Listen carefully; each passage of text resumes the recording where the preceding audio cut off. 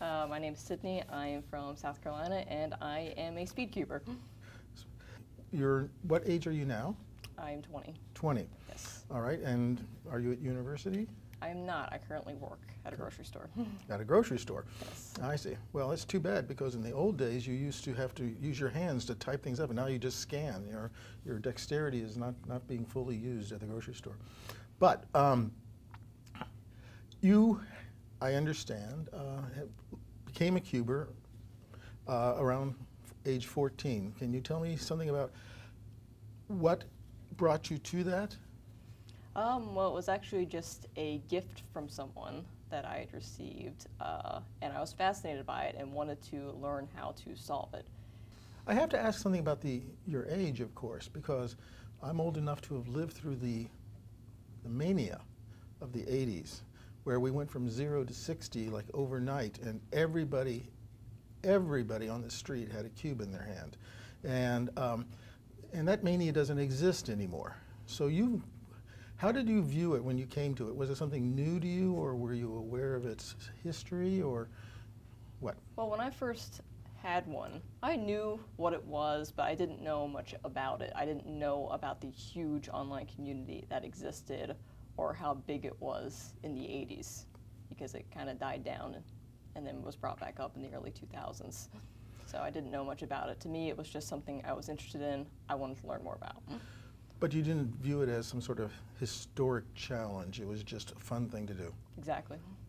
Now, tell me about your medical condition before you took this up. Well, at age 2, I was diagnosed with juvenile rheumatoid arthritis, Still's disease. I was told by age 16 I shouldn't be able to walk or use my hands or do anything like that. It was a lot of a struggle earlier in my life. I was pretty bedridden and I could barely use utensils, so I developed my mind a lot more than anything else. And at around age 14, I discovered the Rubik's Cube, and I didn't look at it as developing my hands. I was looking at it as I want to solve this thing faster. And in turn, it made me have to use my hands better. Did you appreciate, though, that it was a manual task and you would benefit from a manual task? Absolutely. It was just a challenge, because it used to hurt to do it and still does hurt to do it sometimes. But you had a dual vision then, because you viewed it as a physical challenge as well as a mental challenge. Yes. Which one was predominant when you started? Were you mainly doing it to challenge your dexterity, or were you doing it mainly as a mathematical problem? Over time, I'm sure it changed. It was mainly just as a mathematical problem. I wanted to get faster and better. But you would have had, as I understand, not much hope of getting faster and better. That's true. So is this the first example in your life where practicing something allowed you to overcome these physical difficulties, or have you had that experience with other activities earlier in your life? Well, for example, even when I was going to school, sometimes I couldn't make it through recess. Mm-hmm.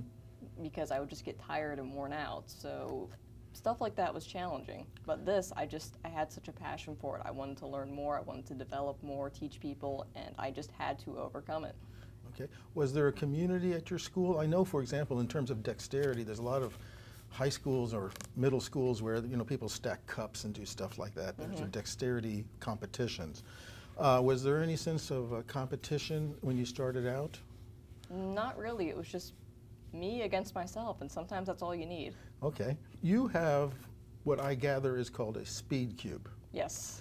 Now, tell me how a speed cube is different from the one I have. Well, the pieces are designed differently. The pieces in a regular Rubik's Cube are very blocky and don't turn. These are very rounded. They also have magnets in them to help align it better. Oh, so it clicks into place? Yes. I see. Oh, so can you buy these in the store, or you have to go online to get these? You have to go online, or you can make them yourselves. Make them yourself? Mm-hmm. I didn't make this one myself. I'm going to leave here with one of those in my hand. You didn't start with a speed cube, I suppose? No, I started with a regular Rubik's brand. Okay. I got down to about 20 seconds on it. I didn't know you could buy speed cubes. I didn't know of their existence. In fact, I destroyed the stickers on my original cube so much, I used construction paper because I didn't think you could buy more stickers. Ah. I taped on construction paper. So there was some point in which you became aware of a larger community then? Yes. And how did that happen? From your school or from online or what? Well, I'd gotten a 4x4 Rubik's Cube and a piece broke, and I was like, oh no, I've got to figure out a way to get another piece. And in turn, I found the speed solving forums, and I asked someone, hey, how can I get another piece? And then I just discovered there's all this other stuff available. Fair enough. Now, at this G4G conference, there's many people who have a background that intersects with this, but perhaps the best known is David Singmaster, who wrote pretty much the original instruction book back in 81 or 82. And for us, we view this as not a dexterity puzzle, but we view it as an example of group theory. At what point, if at all, did you come to appreciate the group theory aspect of it, the underlying mathematics of it? I think almost immediately after I found the speed solving forums. It's just such a welcoming community. It's not just about getting fast at it, it's about sharing the idea of it. It doesn't matter if you solve it in 10 minutes or 10 seconds. It's just about being together and having a common interest. Now, I'm a computer scientist, and so I use the word algorithm all the time. Algorithm has kind of lost its meaning in the general press, but it's appropriate here. This is all about algorithms. Did you ever have a sense that the process of it, there's the mathematics of it, and then there's the algorithmic part of it. I assume you started with the algorithmic part. You were just inventing moves, and you had to sequence the moves and so forth. But you weren't proving theorems originally or anything like that, or you wouldn't be able to prove that this would reduce it. And in fact, more to the point, do you think something is good to learn if and only if it reduces your time? Or are there other metrics for I like this move? Is time the metric? Well, there used to be a lot of debate. Is it fewer moves that counts, or is it how you can execute it? So people have developed programs which will come up with algorithms that are more speed and move friendly, even if they're actually longer move sets. But I personally would like to learn something if it interests me. Okay. I find I do a lot of things that actually aren't speed friendly, but I just like them. Very good. I guess computers might be helpful in finding the minimum number of moves from some configuration, but those are not necessarily easy for the hand to execute or for the mind to put into action. They're not. Now, these people who are, and you're very fast.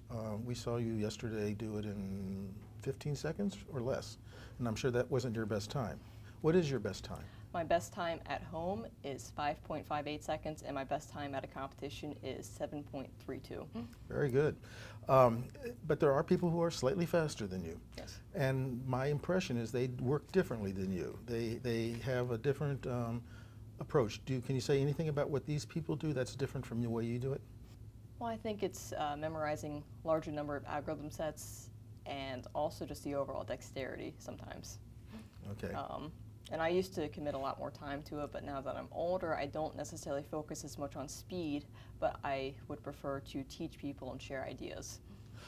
Who do you teach? Do you have workshops? Do you work with children? What are your opportunities? At a library, hold a class to teach younger people how to solve the 2x2, the most basic one, and I just hope that that's a gateway to get them interested. The 2x2 is not a trivial for children. Yeah, they have to learn something to do that. And it sounds easy to perhaps people who haven't tried it, but you have to even have an algorithm for 2x2. You do. And we would be remiss if we didn't ask you to perform for us. Now, if I were to randomize this, would it be any different than if you randomized it? In other words, do you have some sort of, if you randomize it, do you have some muscle memory that tells you how you got to where you are, or do you just forget that and start from scratch?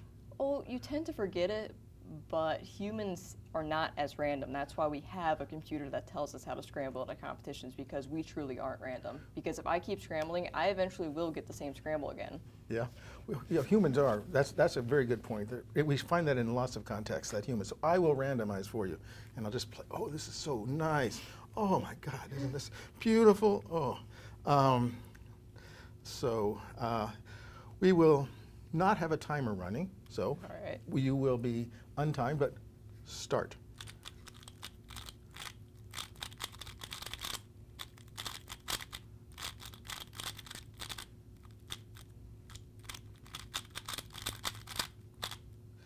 Thank you.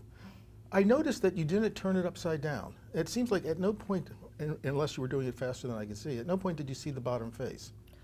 No, you try to minimize rotations. Rotations are typically wasted time. If you can execute it better, it depends on how many moves it saves. Typically, if it saves no more than 4 moves, you shouldn't bother rotating. Okay, so you use visual clues on 2 of the faces, 3 of the faces, 4 of the faces? How many faces do you take your clues from? Well, you have to acknowledge what you've already done, and it happens subconsciously, I think. You can work on it, but it's mostly just subconscious. But I pay attention to what's going on. I think about what I've already done and what's going to come next. You use look ahead, and that look ahead is a very useful tool in life in general because you need to know what am I going to do next. You know, even at my job, at grocery store, I stock the shelves, and I have to look what is the next case I'm going to put on the shelf to minimize the amount of time and be as efficient as possible. Don't work at Amazon because they tell you what order. The computer tells you what order to stock things in. So I'm glad you're doing your own problem solving. Now, the solution that you embarked upon, did it start by maybe just taking what you have and getting it to a known configuration, and then from there you took off? Or is every solution, what I'm trying to say is do most of the solutions you have a convergent place where you get to that convergent place and then you do something standard after that? Or is every solution pretty much different all the way to the end? No, you try to make it more standardized. From the beginning, you can kind of do some fun things to make it better or lead to an easier position, but when you get towards the end, it's pretty standard. Okay. Now, we know that Rubik thinks the 3x3 is the best. I know you have several others. I don't want you to show these all to us necessarily, but is there anything else in this family of twisty puzzles that you think people should know about or play with? Is there one that you don't think has the popularity it should? I mean, if I had to give credit to one puzzle in particular, it would be the Megaminx. You use similar theory and similar moves, but I think that you have to use look ahead more, and you have to use your brain a lot more than the 3x3. You can't be as brain dead with it, so to speak. You have to think about what you're doing, and you can't see half the puzzle. And there's just so much going on. And I think that it deserves a lot more credit than it gets. Good. I have one of those, but I may not have solved mine because I was unwilling to put in the time to teach myself or discover my own moves. So let's focus on the word discover just briefly. You can learn from other people, or you can discover your own moves. And I hope that discovery is the more pleasurable activity for you. Tell me about that. How do you discover? Is it done purely exploration, or are you problem solving? You know that you need a move that does something, and you discover something in response to a need? How does that go? Well, already knowing how to solve a 3x3 when I obtained a Megaminx, I just knew the basic steps needed. But you want to be able to build blocks and just discover what moves you can do, because there's just so much going on with it. But it really is about discovery. When I first got the Megaminx, I didn't look up tutorial. I was determined to solve it on my own and used what knowledge base I had from the 3x3. So some of your moves had what might be called cognate moves. They were somehow related to moves you'd use somewhere else, but perhaps different in detail. Now, we know that because we saw you last night, that you have no trouble solving with one hand. Yes. Do you do any other stunts? Do you do it behind your back? Do you do it while juggling? I can solve blindfolded. Yes. I can solve with my feet, and I've done it with my elbows. Ooh! That was a better answer than I was expecting. But not juggling. Nope, I can't juggle. I saw somebody do that once, and I thought I'd ask. Feet, huh? Now, I guess this gets back to your dexterity and the prognosis that once you might not walk. It seems like not just the dexterity in your fingers, but perhaps dexterity is much advanced beyond what people expected from you.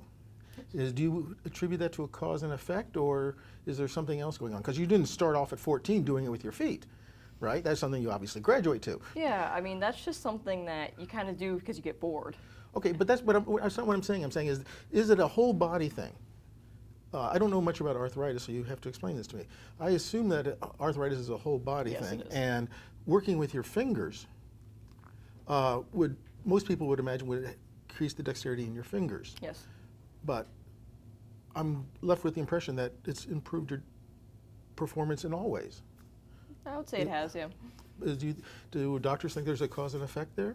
Yes, my rheumatologist does believe that. Okay, so that's really good news for the general public, that doing dexterity in one way seems to have a more global benefit.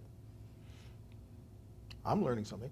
Since this is a conference that has a heavy math emphasis, it's not about math actually, it's about Martin Gardner, who did many other things except for math, but it has this math emphasis. And so I guess people would like to know, are you good at math? Do you have other mathematical skills? Do you enjoy some other parts of math that we haven't approached today? Or is this just it for you in math?